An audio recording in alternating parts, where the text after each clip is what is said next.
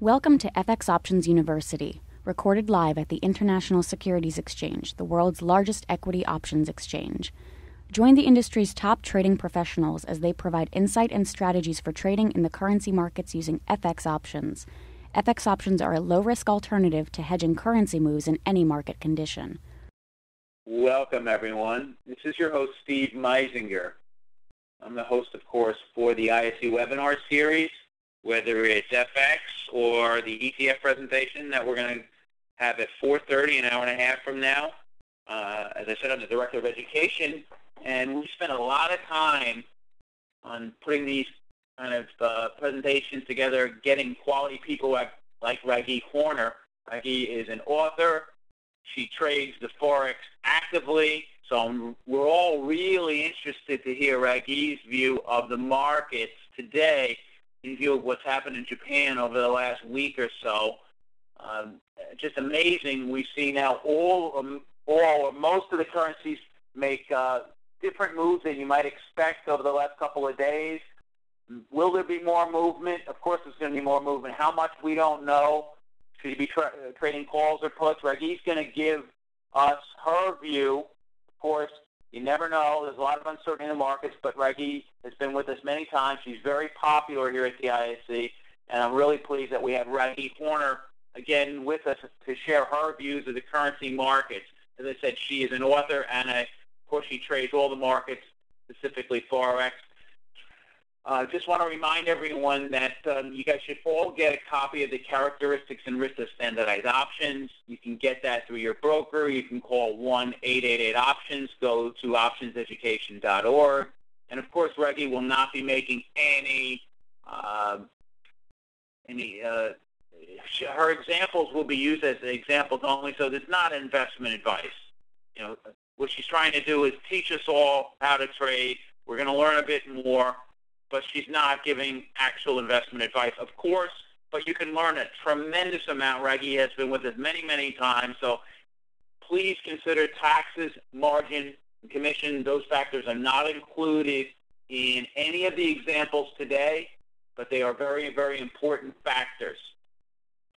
Just want to remind everyone that if you want to trade the ISE FX options, well, how can you do it? Well, you need to have an account with your equity options broker. So somebody like E-Trade, somebody like Options Express, TradeStation, Interactive Brokers, Trade King, those kind of names, Fidelity, Charles Schwab. You can open an account with those guys and you'll be able to trade the ISE FX options. They're cash settled in US dollars. They're European style exercise. The symbols are right there on slide 3. So a couple of the most popular ones are the Euro US, EUU, the Canadian dollar, the symbol is CDD. Recently we've been watching the yen, that's YUK, and they can be traded at spreads, and we have a really great website called fxoptions.com. Please check it out. Without further ado, I want to introduce Raghi Horner. Raghi, thanks for joining us today. Thank you so much, Steve, for having me. I always enjoy this talk. I don't get to discuss options as often as I'd like.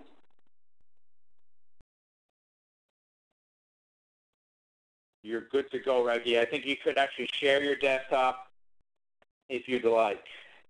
Okay, sounds great. And we're good on the volume and everything?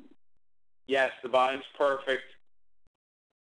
Excellent. All right. So let me go ahead and while I'm getting ready to share my desktop, everybody, you know, Steve's absolutely right. You know, what I'm going to share with you are things that I do. They're not things that I'm necessarily recommending anybody else do until obviously you understand the concepts behind what I'm talking about. Let me also mention that this is from a visual standpoint. I have got to make sure I share the right screen with you all. And let me apologize right away because my desktop here in my trading is a vertical setup. So I've taken all my 20-inch monitors and turned them on their side because, interestingly enough, for whatever reason, they keep making wider and wider, yet the Internet is a vertical space. So hopefully you Raghi, what we're seeing is two different screens. The first one is FX options, option quotes and calculator. And the second one is I guess, our FX options, the front page of our site. So that's what we see. Somewhat comfortable to look at. Okay, and now we see your charts. Awesome. Okay. We see 8 panes, if you will. Yes. Okay. Wonderful. Is it somewhat understandable? I'm going to basically, everybody, I'm in a PowerPoint. You know, obviously I've written some books, but my job is to be a trader, and what I do is I try to share with you all exactly what I'm looking at, pretty much exactly the way that I'm looking at. You know, these presentations, what I love about what the ISE lets me do, is it's almost like you're hanging out here in my office, and I can share with you exactly what it is that I'm trying to do with my trading and my setups, and we talk about the current market. So let's go ahead and just get into it. And from time to time, Steve will absolutely let me know when there's a question. So, Steve, please feel free to interrupt me when a question pops up that pertains to whatever we're talking about. And if there's a market you want to look at, I am absolutely game. I don't like being constrained by PowerPoint, so we can discuss the market. And at the top of our discussion has got to be a couple of very interesting things that have happened.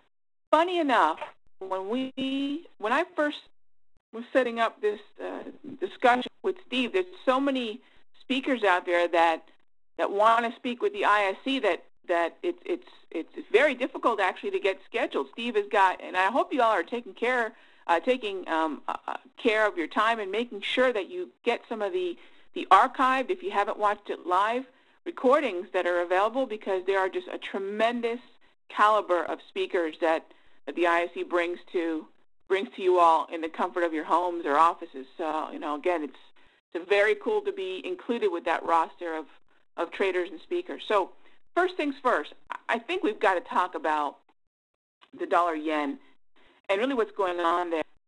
And about, I guess it was Monday afternoon, on my Facebook, one of the traders that follows me there, that's friends with me, had asked, you know, what's going on with the yen? Why is the yen strengthening so much against pretty much everything but the euro after this earthquake? And let me say, gang, I think this is obvious, but I want to make sure it's blatantly obvious. We're traders, and while I'm talking about the yen and the earthquake, I don't want it to come across as callous. I mean, that's certainly not my intention. I'm just trying to discuss what is really a tragedy as far as the human toll that's happening over there. But I'm looking at it also as a trader. So before the dollar-yen had a meltdown, before we broke down, and let me enlarge this chart that I'm looking at here. The chart that I'm looking at is this large one. We'll kind of put it front and center up here. So what had happened is I had been watching this chart of the dollar-yen for some time, and it continued to congest within you can call it a triangle, you can call it a pennant, you can call it a bologna sandwich. What it really was were two trend lines, one coming down as resistance, one coming up as support. Now, it's interesting to me that a lot of times people who are options traders don't necessarily spend a lot of time on the underlying instrument of the chart. And a lot of them do, and luckily the folks that taught me how to trade options said, hey, if you don't understand what's happening to the underlying market and the market trend, how do you understand the volatility, how do you understand the direction?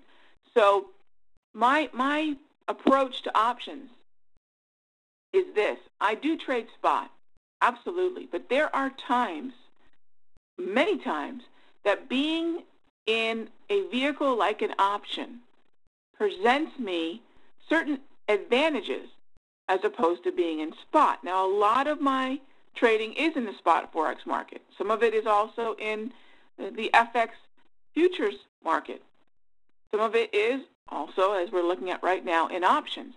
And right now, more so than ever, with the kind of volatility that we're seeing, when I look at a volatile environment, and I immediately start to think about options, because in my opinion, there is no better combination of risk control yet being able to profit from volatility in the way that options provide that. So it's a very unique vehicle to me, and It's something that I think more spot traders should incorporate into their trading. So I'm never going to recommend that you supplant what you're doing with what I'm talking about, but it's more a matter of supplementing. It's more a matter of having different strategies and different ways to take advantage of price movement. So when this Facebook friend of mine asked me about the yen, I've been looking at the dollar yen, or in this case, at the YUK. And for those of you that may be trading spot, see what that looks like. Here's the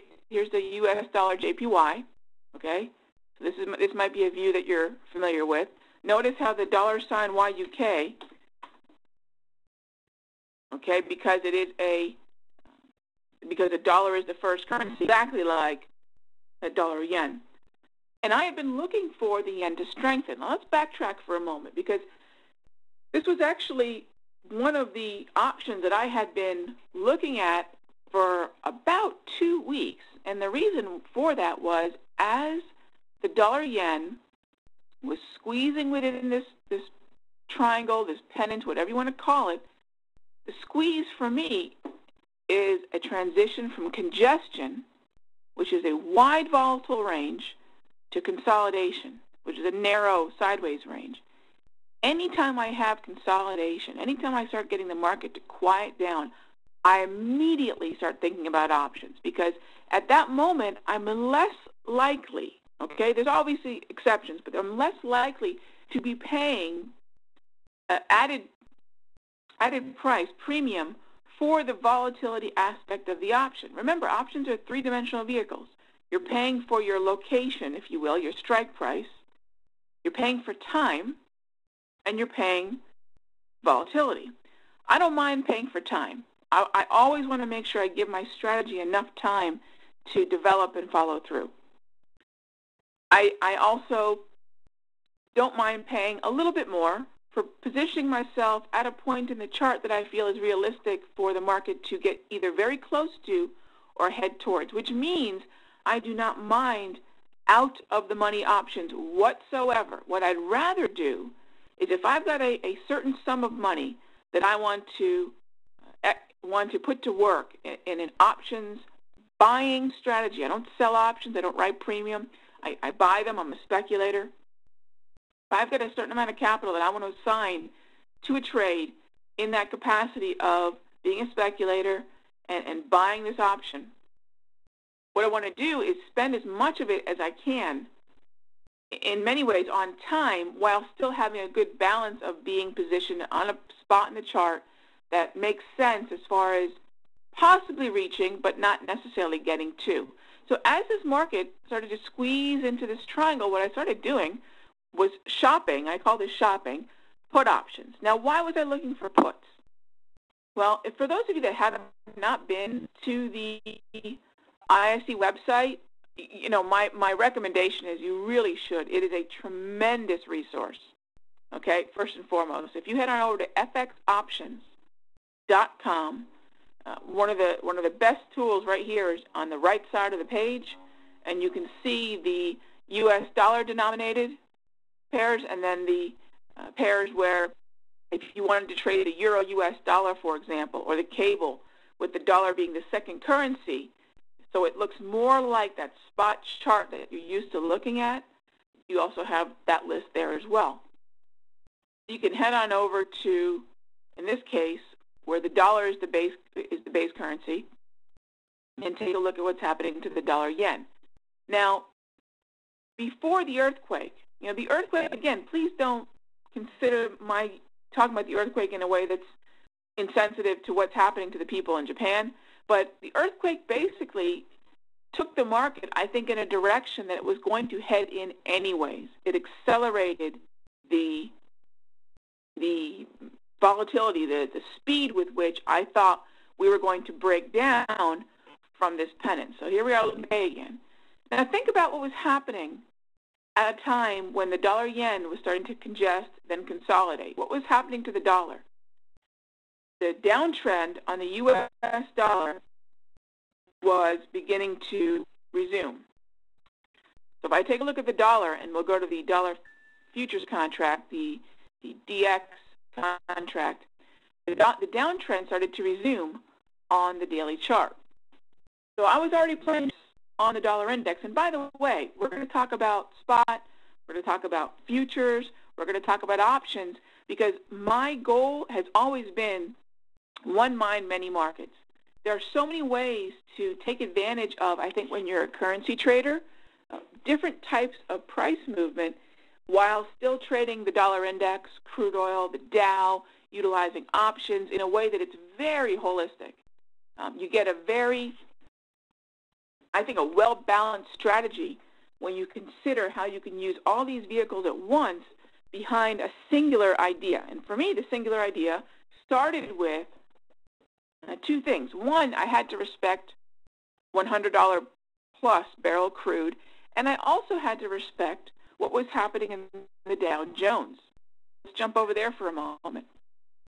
So the dollar started to move down lower again, which gave the yen some basis in being able to strengthen, which would mean a downtrend on not only the YUK but also the dollar yen. The other thing that was happening is the uptrend that we have been seeing not only through summer, the latter part of summer, not only through fall, not only through most of winter, that uptrend began to lose the bullish sentiment, the bullish momentum, and therefore the trend began to wane. Now remember, a trend is, if there's a formula for a trend, it's the organization of sentiment which turns into momentum, and if the momentum continues, that eventually turns into a trend. So it's sentiment plus momentum equals trend. And I look at sentiment through these candles. If you notice, my candles look a little bit different than candles that you may have seen before. I call them grab candles. Grab, which stands for green, red, and blue. So grab candles, got my green, red, and blue. So you notice they more or less look like traditional Japanese candlesticks. I use a shaded candle for a down candle, a hollowed out candle for an up. But if they close above the three moving averages that I've got on this chart, and I know this chart's a little bit busy, you can see all the moving averages that I'm looking at, but the main moving average that I use, which I call my 34 EMA wave, for those of you that are unfamiliar with this tool, is essentially the 34 period, which 34, yes, for you Fibonacci fans out there, is a Fibonacci number. The 34 period exponential moving average, one on the high, one on the low, and one on the close. And those are the green, blue, and red moving averages, the thicker ones that you see going across this chart. When the candles close above the 34 EMA high, I've got what I feel to be bullish sentiment and momentum. When they close within the 34 period high and the 34 period low, you'll notice a brief time on this chart of the Dow between November and December. You can see some of those blue candles, just as you can see more recently here towards the end of February, early March, those blue candles, that begins to reflect a transition into what I feel is more of a neutral market trend. In other words, the bullishness began to fade, and we're looking more at a range-bound market where there is no dominant trend, okay? And then as we transition from that uptrend, we started to move into that more of a blue environment. That's where I really start, if I'm looking for any kind of options and I see blue candles, I know that there's a more of a neutral market sentiment. I know that the volatility could be, not always, but could be starting to drop. So at that point, I'll start thinking directionally. In other words, I'm not a big fan of bracketing. I think there's plenty of strategies that could take advantage of movement on both sides of the market. But again, I'm a speculator. I want to figure out what I think the market's going to do directionally. When we started to go into distribution on the Dow, and here's where it teams up with that strategy that I had on the dollar yen, which I'm explaining to you right now. Not only was I thinking more neutral on the Dow, as we could be transitioning out of the uptrend, all in the Dow would begin to chip away at all the yen selling and borrowing, and possibly allow the yen to either continue to consolidate and even perhaps break down. So I was already thinking bearishly about the yen about 2 weeks ago. And I write for a lot of blogs, all my cards on the table. I am the chief currency analyst for Interbank FX, and I have a blog that I write there as well. And I was already saying that, yes, we're getting a consolidation, and yes, it's best to look at any kind of consolidation or sideways market with a neutral bias, without any bias, really. But because of what was happening in the Dow, I started to have more of that negative feeling, bearish feeling about this pair. So what did I start doing? That's when, we're kind of coming full circle here, so thanks for kind of hanging with me. I got over to the YUK and started shopping for puts. Of course, we know what happened this week. And a lot of people were curious as to why didn't the yen weaken? Why was it not being sold when this event happened? People would think an event like this would hurt the national currency, when in fact there's probably two trains of thought as far as why the yen actually increased and began to rally on the dollar. Well, one, the dollar was weak. Two, we know what's been happening to the Dow for a couple sessions, and Steve and I earlier were discussing what's been going on with the Dow, and just today alone, the volatility that we're seeing right now is unbelievable. We were down 100 points. Then when Steve and I were talking just about 30 minutes ago before the beginning of this webinar, it was down about 2, and here we are down only about 100 points, okay? But with that type of bearish sentiment, we got down there, right? We actually moved down to, I believe, on the Dow today, 11,696. I think a lot of the support there was at that major psychological level, 11,700. So when we moved down that way, what happened to the yen? Well, when risk appetite says goodbye and risk aversion center stage, like we have been seeing, this is not the first down day for the Dow, the yen begins to be bought. On the earthquake, there's a lot of feeling that some of the insurance companies, were buying yen. There was a feeling that a lot of people were treating the yen as a safe haven and buying. So when in times of fear, there's also a good argument for the currency to be bought, not sold. And I think that's what we're seeing right now. Now, we do have precedents for this, Back in 95, there was another earthquake. So it's not like we're not trying to reinvent the wheel here, Back in 95, we had an earthquake, and the yen over the 3 months, 90 days after the earthquake, began to strengthen as well. So I felt very comfortable with these puts that I had in the dollar yen, especially when we couldn't get any footing above 83 as we continue to consolidate. So, some of you might feel comfortable bracketing this market, looking for puts and for calls, but for me, especially when the market started moving up, and I felt comfortable that 83 or that area between 83 and 85 would continue to be resistance, realize I'm taking these resistance levels right from the chart. So a lot of the justification I have for being a bear also comes from the chart itself. It's actually shopping and purchasing puts on the YUK with that expectation of this area remaining resistance. Steve, are there any questions that you think I should tackle at this point? No, I think you're good, Reggie. I'm monitoring them. I think you're fine. Okay, and again, if anybody has any questions, feel free. I'm trying to build out not just the strategy itself, but to me, let me just digress for a moment.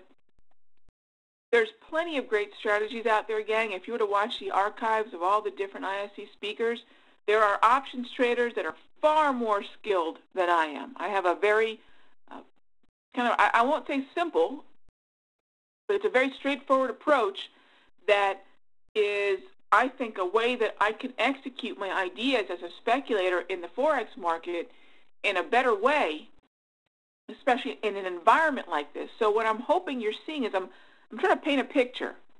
It's not just about follow step 1, 2, 3, 4. It's when do you follow those steps? What environment does a certain strategy thrive in, or is it best suited for? Okay? So when you start putting all the pieces together, my opinion was that the downtrend, the strength of the yen would persist, the downtrend in the dollar would persist, and that the Dow was losing its footing and beginning to transition. And all that, even without the earthquake, all that meant, to me, a greater likelihood for a breakdown in the dollar-yen. Now, in the Forex market, I could have shorted the dollar-yen somewhere within this range and taken the heat to the upside and benefited from the downside, but I would have been doing two things. I think one thing that's made the option even more viable for Forex traders, for those of you that are trading spot, we all know that as of last year, our buying power was essentially cut in half. We went from 100 to 50 to 1 leverage. So if you have a sideways market like this and you want to eventually benefit from a breakout or breakdown, to tie up a significant amount of capital, to tie up a certain amount of your margin in an effort to eventually take advantage of a breakout or breakdown, you might end up having to miss out on other trades because you have to allocate your capital in such a way that if there is a shorter term opportunity that arises, you've got enough money in your account to go ahead and take advantage of it. At 50 to 1, I think we have to be even more cognizant of that. So if I have a consolidation/congestion pattern where I know I could be bouncing around within a range, rather than taking all the back and forth, which, let's face it, can be not only draining to your buying power, but also emotionally draining, I'll utilize an option instead of that. I want it to be short, so instead of being short in a spot, I'll position myself in a way that I feel is more controlled in the risk, and I'm not tying up my buying power to take advantage of shorter-term moves on the spot. So the put option was fantastic, and when I like to buy that put option is when the market is usually heading in the opposite direction. It might sound kind of strange, but if I have a bearish bias like I have here, and I've given you all the reasons, these up days were actually great times to be shopping the puts. The volatility might have been a little bit higher, but the premium generally was less when you're looking at a put. In this environment right now, I don't want to be looking at puts. That's my approach. I don't want to be looking at a put option over the past 3 or 4 sessions. I'm going to pay a lot more, not only in volatility, okay, compared to the more quiet environment. All right, so I think, one of the first things is if you do have a plan that you're trying to execute, like in this case, wanted to take advantage of the move lower, I want a quiet environment. Thank you for participating in this week's session. Please join us again next week. Get trading ideas, exchange rates, webinars, news, and commentary. Visit www.fxoptions.com. ISE FX options can be easily traded through all options-enabled brokerage accounts. These exchange-listed securities are cash-settled in U.S. dollars and have a European-style exercise.